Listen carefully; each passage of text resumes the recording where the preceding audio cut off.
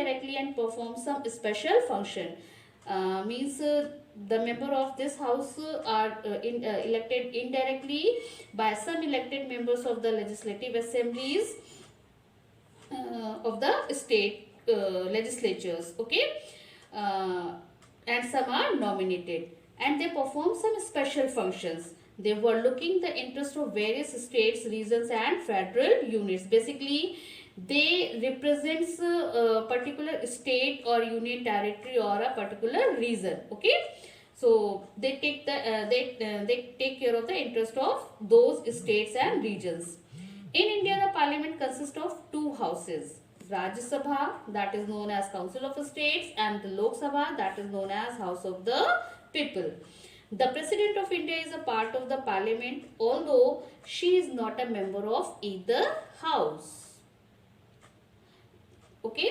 President actually is the important integral part of Indian parliament, though he is not a member of any of the house, but still he is the member of important member of parliament. Without his signature, the parliament cannot approve any law, cannot make any law. That is why President of India is the integral part of parliament. Okay. Now,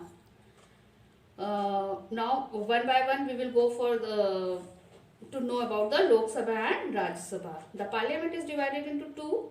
The House of the People. It is directly how the Lok Sabha members are elected. So the members of the Lok Sabha are elected directly by the people and exercise the real power. Yes.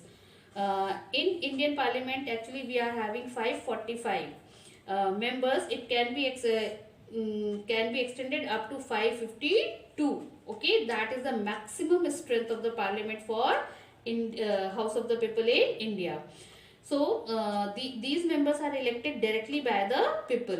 The maximum strength of the house is 552 or 552. Out of this, 530 members are elected from the states. Okay, 530 members are elected from the state people directly, and rest 20 members from the union territories. Means we are having 8 union territories.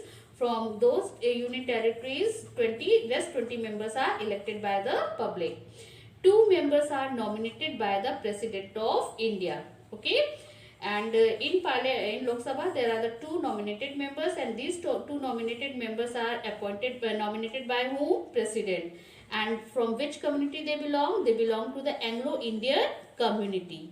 Okay. The present membership of Lok Sabha is 545.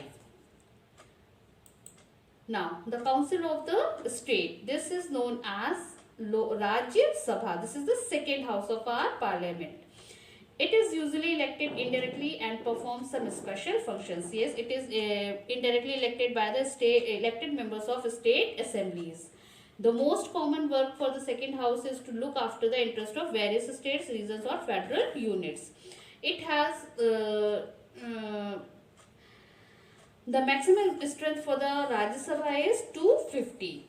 Okay.